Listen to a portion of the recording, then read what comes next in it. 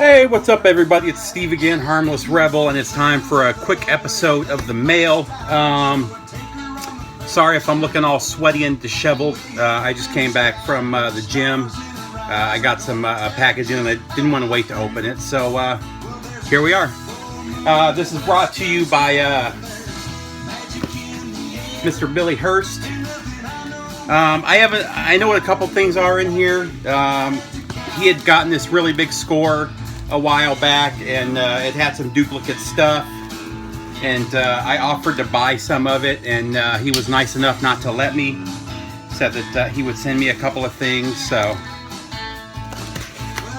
let's see what all he decided to send. And I know he said that there's some surprises in here as well too, so of course I'm really looking forward to that. Alright, got a letter. Alright, I'm not gonna... Got a nice letter from Billy. I'm not gonna read that because I don't want it to hint at anything that's in here. So let's try to check this out without peeking. Before I get going, in the background, I don't know where I put this. We're listening to Chris Ledoux. Chris Ledoux is kind of a real special guy in country music, and unfortunately he really didn't get famous until the end of his life. He's almost more famous in death than he ever was while he was living. He got to start in country music back in the late 70s when he was involved in rodeo. I think he was a bareback rider, if I remember correctly. And while he was on the bareback circuit or the rodeo circuit, he would write songs and sell his albums as a way to support himself along with his winnings. And I believe in 79 or 80, it may have been 81, he won the NFR, the National Finals Rodeo, got gold, or first place, and the gold buckle. And within the rodeo community, he really took off musically. It gave him a pretty high level of credibility. And most of what his songs were about that he wrote were rodeo songs. And he was a guy that's always been in the underground. He pretty much avoided Nashville for his entire career. From 1980, 81, when he put out his first album, all the way through almost late 90s, right around 2000, he turned down every single offer he got from Nashville. All the major labels tried time and time again to get him to sign, and he refused. He stayed independent that whole time. And then he became friends with Garth Brooks. And if you've listened to any of Garth Brooks' live concerts, he always brings up Chris Ledoux. Even to this day, now that Chris Ledoux has passed, he brings up Chris Ledoux. And if you see interviews with him, anytime he talks about Chris Ledoux, he breaks down. They were really good friends. And finally, he got so successful, or his name got so big from Garth Brooks shouting him out and taking him on tour that he eventually signed to Capitol. And it's kind of good he did, because shortly after that he got super sick. He ended up having to get a liver transplant in 99, 2000-ish. And then unfortunately a couple years later, I think 2004, he ended up getting a really rare form of cancer. It was like bile duct cancer or something crazy like that. And ended up passing away. And we really lost one of the true cowboys that was left in country music. Early country music, all the country music artists were they grew up on farms. They grew up on plantations. They were cotton pickers. By the 80s and 90s, most of the country music artists didn't. They grew up listening to country, they loved country, so they decided to make country music. Whereas earlier artists made country music because that's who they were. And he was definitely one of those artists. And his body of work is absolutely amazing. So if you run across anything from Chris Ledoux, I highly recommend picking it up. He's got tons of amazing songs. My personal favorite is this Cowboy's Hat. I actually got into Chris Ledoux about 93. Yeah, about 93 I got involved in bull riding for a short time. I only rode bull a handful of times, maybe 5 or 6 times. But I got involved in that scene, and just being involved in that scene somebody passed me a Chris Ledoux tape, and I was hooked from that point on. And like I said, this Cowboy's Hat is one of my all-time favorite country songs. So highly recommend checking it out. And this is one of his greatest hits albums. There's a bunch of collections out there. It's just basically capitalizing, no pun intended, on his death, basically, because a lot of the stuff that they're releasing on these greatest hits were independent. It was stuff that he did himself. So again, if you're into country music, if you're into rodeo, I highly recommend checking him out. So now that I've wasted about 10 minutes, here we go. So very cool. So this is one of the albums that he got in that collection. This is a Vertigo pressing of Aphrodite's Child, 666. This is Psych from the late 60s, I believe. But I've always heard about this album, and I've always wanted to check it out. It's one I'm always on the lookout for, and I never see it. And he ran across a copy, and I told him I want that. And so I'm really looking forward to checking this one out.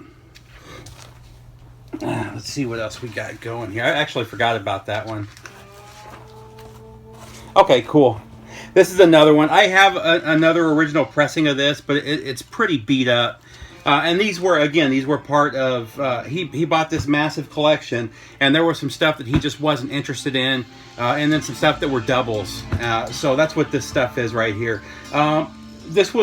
For years, this was my favorite punk band.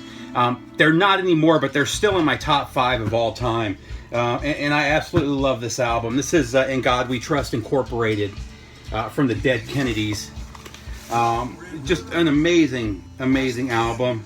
Moral Majority and Nazi Punks Fuck Off and Rawhide. The Rawhide remake is amazing, if you haven't checked that out. Most of you have probably heard, if you're into hard rock, heavy metal punk, you've probably heard Nazi Punks Fuck Off. And then also, again, I have a copy of this, but mine is pretty trashed. I've had it for years and years. But this is it Fresh Fruit? Yeah, this is fresh fruit for rotting. For rotting vegetables. Is this one an EP? I can never remember. But this one's got California Uber Alice, which is probably their that and Holiday in Cambodia are probably their 2 biggest songs. But Kill the Poor is amazing. Dead Kennedys, man, they did not put out a bad album. Very political. To this day, Jello Biafra, the lead singer, his spoken word is amazing. I'm not a big fan of the music he's been making since he left Dead Kennedys, but his spoken word has always been amazing. Even when I don't believe in a lot of his politics, he makes a great case and a great argument for everything that he talks about. A really smart guy. Next up, okay, this is another cool one. I like these one-offs of Jimi Hendrix. This is 16 great songs, and most of these are songs that you've never heard of before. There's a couple of songs that were bigger songs. Let me see. No. So yeah, I've never heard of any of these songs. And there's a lot of these really cool comps. And it was a lot of it was live stuff that he would play, covers that he would play. Some of it was stuff that was never even completed. It's just studio recordings that they gave a name to and released. But like I said, I'm a huge Hendrix fan, and I love listening to that stuff. Oh, man. Oh, man, it doesn't get better than this. So if you see my last couple of videos, I've talked quite a bit about Billy Joe Shaver. And I've been looking for his albums forever. They don't pop up, and when they do, they go for crazy money. And he's just such an important voice in country music that nobody seems to talk about. One of the most important albums of country music was basically written by him. And man,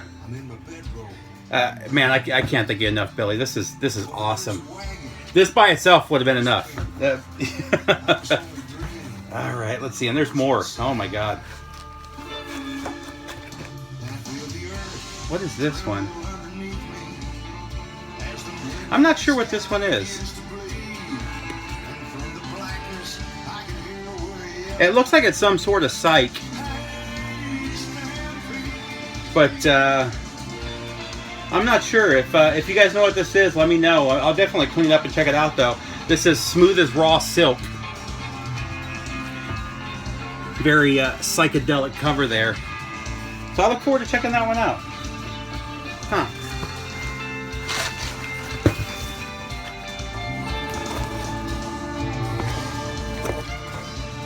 And then what is this one? Yeah, and I don't know this one either. Poison Ring Records, The Great Grizzly Bear Hunt. Huh. That's a pretty cool album cover, though, for sure. Poison Ring Records. Check that out.